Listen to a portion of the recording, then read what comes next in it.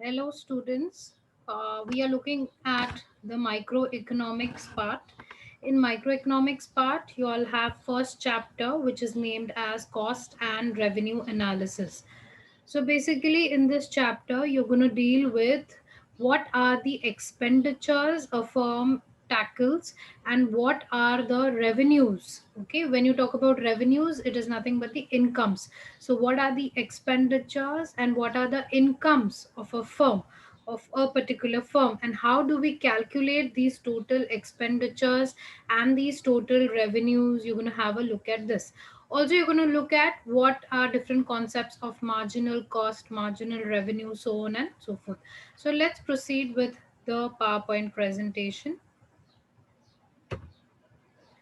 If I have to define cost, I would say that cost is a compensation in cash or kind made by a firm to a factor of production for its contribution to the production process. Now, you have to understand in the previous microeconomics that you all have studied, if you all remember, there are basically four factors of production: land, labor, capital, and entrepreneur. So, these are the four factors of production. When these factors of production are employed in a firm, you don't take their services for free of cost. You have to pay them something. So that is a compensation which the factors of production are getting. So for labor, you will be paying wages. For land, you will be paying rent. For profit, you will be for entrepreneur, you will be getting profit. And for the capital that you take for your company, you're going to pay interest. So these are certain they are also called as factor payments. Okay, so it is nothing but a compensation. You are compensating for what you are employing in your firm. So four factors of production employed in your firm, and you're going to pay four types of compensations for them: rent, wages, interest, and profit. Okay, so this is what it is. Cost is a compensation of cash or kind, whether you pay in cash or you do something made by a firm to a factor of production for its contribution in production process.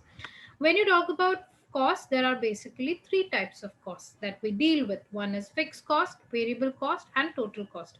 What is fixed cost? It is very simple to remember. Whenever you talk about fixed cost, it is a cost which does not change irrespective of the output. So even if your output is increased, your cost will not increase. It will remain fixed, and that's why it is called as fixed cost. Let me give you an example for it. Okay, so take for example rent that I am paying for my firm. So if I am paying rent, I am paying 1 lakh rupees rent for the property that I have taken on rent. Whatever the condition would be, now in pandemic I was not doing any kind of production process there, so the firm was completely at a shutdown stage. However, I had to pay rent to the landlord. So the 1 lakh rupees was being paid for all 12 months, irrespective of the output. So even if the output is zero, or the output is, for example, I'm producing 1 lakh units, still I'm paying 1 lakh as a rent, and that's why it is called as fixed cost. When you talk about variable cost changes with the output. So as and when the output will increase, the cost will increase, and that's why it is called as variable cost. Let me give you an example. If I'm employing workers in my factory and I'm telling them to stay down for extra 2 hours because I've got a demand from my customers, so I am making them stay 2 hours more in my factory. They won't work for 2 hours just free of cost, that our boss has asked us to stay back and we will just work free for our boss. No, that's not the case. Then what is it?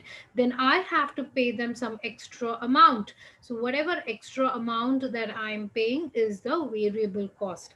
Because I'm asking them to stay back, I have to pay them their overtime, for their overtime. So that is the variable cost. So wages could be considered as a variable cost. What is the total cost? When you add fixed cost and variable cost, you get the total cost. It is as simple as that. Okay, so say for example my fixed cost is 100 and my variable cost is 50. So my total cost is going to be 100 plus 50, that is 150. Okay, that's my total cost. Okay, let's move on to the next one. Now we look at the concepts of average. Whenever you talk about average, you have to consider it as per unit. Okay, so say for example, what is the per unit cost that I'm incurring? Okay, I am producing 1000 units. So to produce one unit, how much of cost I am incurring? That would be told as average total cost. Okay, so the formula for average total cost is total cost divided by the quantity. Total cost divided by the quantity. So if for example my total cost is 50, okay, and my quantity, total quantity is 5, so how much I have in, what is the cost I've incurred in producing one unit? It would be 50 upon 5, which is 10. Okay, so that's my average total cost. Average variable cost is total variable cost divided by the quantity. Okay, again, to produce one unit, what was the variable cost that I incurred? So say for example, if the variable cost was 30 and I have produced 3 units, so 30 divided by 3 would give me 10. Again, it would be the variable cost per unit. Okay, now what is fixed cost? The average fixed cost is nothing but total fixed cost divided by the quantity. So you write it as TFC, total fixed cost divided by Q, quantity. Okay, so total fixed cost for example is 100 and my quantity is say for example 10. So again 100 upon 10 would give me 10 as the average fixed cost. So when you talk about the concepts of total, that is total fixed cost, total variable cost, and total cost, you are talking in totality. But when you talk about average, you have to understand that you're talking about per unit. Okay. All right. So if I see this slide and I will just quickly help you to solve all of these numbers very fast. Just give me a minute and I'll show you how to do it. All right, so say for example your total fixed cost is 60. I told you irrespective of the number of units produced, it is going to be the same. So this cost is going to be the same irrespective whether you produce 1 unit, 0 units, or 4 units. So that is the meaning of total fixed cost. So total fixed cost remains the same. Okay, what about total cost? I told you total cost is a summation of total variable cost and total fixed cost. So 60 plus 0 would give me 60. This would give me 80. This would give me 90. This would give me 108. Is that? Yes. Okay. 108. All right, this would give me again 8 and 12, so 128. Okay, so this would be the calculation. Now if I have to do average fixed cost, like I told you, it would be total fixed cost divided by the quantity. So this would be nothing because anything upon 0 would be infinity, so you leave it. 60 divided by 1 would be 60. This would be 60 divided by 2 would be 30. 60 divided by 3 would be 20. 60 divided by 4 would be 15. Okay, so this is average fixed cost. Now average variable cost. So if you have to find out for variable, 0 upon 0 would be 0, then 20 upon 1 would be 20, 30 upon 2 would be what, 15, 48 upon 3, 3 ones are 3 6 are 18, and here it would be 4 ones are, and for sevens are, yeah, so around 17. Okay, what would be average total cost? Average total cost would be the summation of average variable cost and average fixed cost. Or you could do the total cost divided by the output. If you do total cost divided by output, or you add AFC plus AVC, you're going to get the same answer. Okay, so this is 0. This would be addition 80. This would be 45. This would be what, 3 and 6, 36. This would be 2 and 3, 32. Okay, so this would be 32. All right, so you all can make changes if I have gone anywhere wrong in my calculations. I've done it orally quickly for you all. Now what is marginal cost? Now my dear students, you have to pay attention here. This table that I'm showing you was basically to make you understand for the concept of marginal. You've already seen the concept of totals and you've seen the concept of average. Now let's see the concept of marginal. You know what is the meaning of marginal? Marginal means additional unit. Okay, so whenever we are producing this additional unit, what is the cost? So to produce an additional unit, whatever cost you are incurring would be the marginal cost. Let me give you an example for it. Okay, so if I have to make 20 rotis for the guests who are coming in my house, and I have made 21 rotis, all right. So to make the 21, that is 21 minus 20 is that 1. So to make that 1, I have used gas, I've used my stove, that is the gas that I've used, then I've used the raw material, I've used flour and all that. So whatever extra material I've used, all these were a part of the cost, right? So that's my marginal cost. How do I calculate marginal cost? Very simple formula. Marginal cost is also called as change in total cost. Okay, change in total cost. So what's your change in total cost over here? Nothing. Okay, so this is the first unit, right? So you just put dash over here. Over here, it would be 80 minus 60, which is 20. Change in total cost means the current minus the previous. 90 minus 80, 10. Okay, then 108 minus 90, whatever is the number. What is 108 minus 90?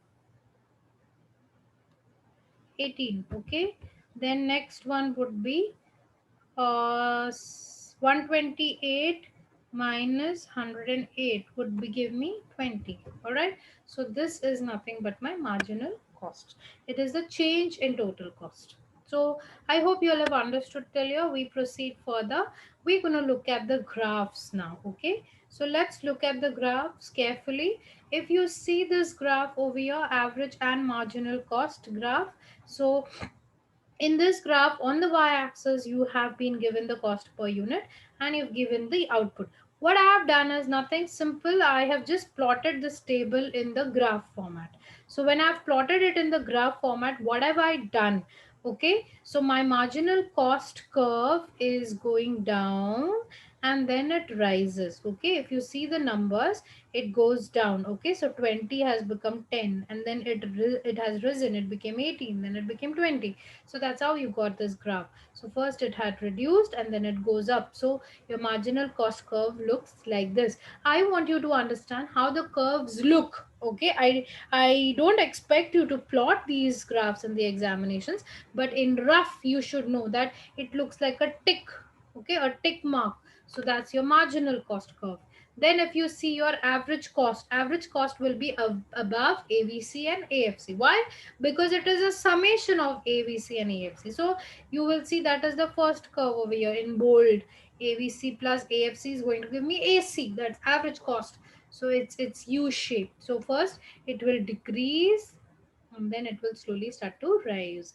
What about AFC? AFC will go on decreasing. That is average fixed cost, right? So AFC, see, if you see 60, 30, 20, 50, it will go on decreasing, because as in you're producing more units, the cost will split because it's average. That's why you will get it to be downward sloping. Okay, and what about AVC? AVC is again going to be U-shaped. It is going to rise. All right, so first it will decrease and then it will start increasing again. You will get it as a U-shaped. Okay, so this is, my dear students, how the curves look like: MC curve, AC curve, AVC curve, and AFC curve. I hope that makes sense to you. Okay, now what is the relation between AC and MC? We're going to study that. Okay, so what happens to MC and AC curve? AC is your average cost curve, MC is your marginal cost curve.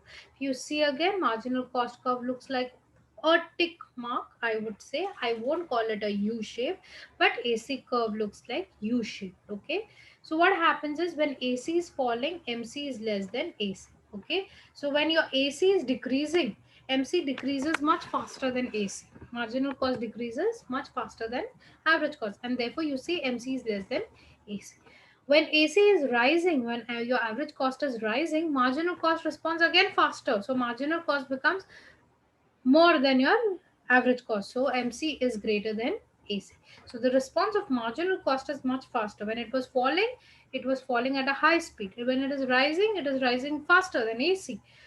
When AC is constant, you will see MC is equals to AC. So when AC is becoming constant, it is not changing. That time your marginal cost and your average cost will become same. Okay. MC is always on the left of AC and cuts from its lowest point. Always you see MC will be at the left side of AC and it will cut from below. Okay, because it will rise, and when it will rise, it will meet average cost curve. And when it will meet, that time MC and AC both will be same. I hope that has been understood by all. Let's move on to the next slide. Okay, now you need to know the concepts of economic cost, opportunity cost, and accounting cost. These are some other costs that you need to have information about. What is economic cost? Now economic cost is a cost which is not recorded in the books of accounts. Okay, it is a cost which is incurred but it is not recorded in the books of accounts. What is accounting cost? Accounting cost is a cost which is recorded in the books of accounts. Okay, so if I'm paying wages, wages is recorded in the books of accounts and therefore it is called as accounting cost. What is opportunity cost? Opportunity cost is a cost which is when you're selecting an option, when you're letting or when you're letting go an option, the cost which is incurred for that. Okay, that is called as opportunity cost. Let me give you an example for that to make you understand what is opportunity cost. Take for example, you have an option of doing business or a job. Okay, if you do a job, you get 50,000 per month. If you do a business, you don't know how much you'll get because it all depends upon how the business will function, right? So you did not select the job, you rather selected to do a business. So because you let go the option of job, that would be your opportunity cost. So there was an opportunity for you to earn 50,000 every month, but that opportunity you let go, and that is your opportunity cost. Okay, let's see what is long run average cost curve. Long run average cost curve is nothing but when you take all the short run curves together, it will give you a long run average cost curve. Okay, that's called as LAC. So if you see here, you have a big dark U. Okay, in that big dark U, you have all the SACs. So SAC 1, SAC 2, SAC 3, and so on and so forth till SAC 7, which is short run average cost curve. Okay, so when you add all these short run average cost curves, you get the LAC. Now in this case, if you see, the lowest of all is point Q. Okay, that is the output which firms desire to produce. So firms will always function at this level because it is more output and less cost. Okay, it is more output and less cost. If I produce till point A n, till point n, it would be less output. The cost would obviously be low, but it would be less output, which means I have more option to produce more, I have the resources to produce more.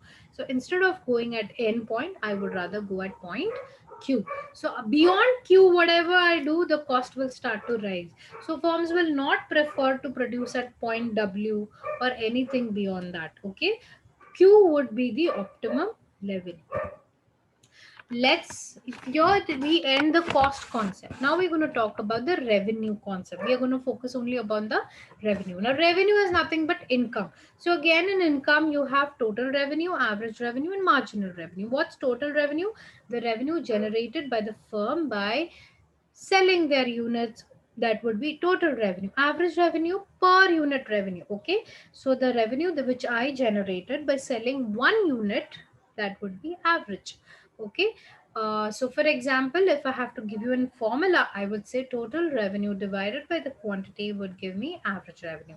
Marginal revenue is nothing but the change in total revenue. With that additional unit that I sold, how much is the revenue that I generated would be the marginal revenue. All right, so if you see the graph over here, AR is equals to MR in this case. Okay, so if you see on your left, that is the y-axis. On your y-axis, you have the revenue which is there, and on your x-axis which you are seeing the output. Okay, so over here AR is equals to MR, which is 3. How did I get AR is equals to MR? If I repeat the formula for average revenue, it would be total revenue upon quantity. The formula for total revenue is price into quantity. Okay, so price into quantity will give me total revenue. So say for example the price is 5 rupees, I have sold 5 units, so 5 into 5 would give me 25. So 25 would be the total revenue. So say if I have to write it like this, that P into Q upon P will give me AR. Okay, because total revenue upon quantity is going to give me AR. So P into Q upon Q is equals to AR. So Q will get cancelled and it will be P. So average revenue is nothing but it is equals to the price of the product. And therefore, if when you see this curve over here, the price of the product is 3 and that is your average revenue. Let's move on to the next slide, which is uh, if you see there is a relation in imperfect. Now this was in the case of perfect competition. You are seeing this graph in imperfect competition. Okay, in imperfect competition your average revenue will not be equal to a marginal revenue, but in perfect competition average revenue and marginal revenue both are same. Okay, so in imperfect competition, different prices are charged and therefore you don't get to see AR and MRB same. Okay. All right. So if you see this graph over here, you see your AR curve is more than your MR curve. Your MR curve. Okay. And you see this is your you see your AR is greater than MR in imperfect competition. All right. So this brings us to the end of the first chapter. Okay, in the first chapter we studied a couple of concepts. All right, let me just take you through quickly. And the first chapter we spoke about the cost and revenue analysis. In cost and revenue analysis we spoke about what is cost. Cost is nothing but a kind of compensation, whether you pay it on cash or kind.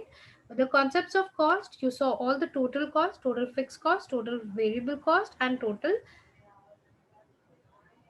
cost. Okay, and in the average cost you saw the three average cost: average total cost, average variable cost, and average fixed cost. These are the three costs that you saw. So this table I solved it in front of you. I did that because I hope that with this activity you all understood the formula as well. How did I get the formula for AFC, for TC, for ATC, for MC? Okay, so I got these formulas in front of you all itself. How I did it, you all must have understood that as well. Okay, so just a quick recap of the formulas.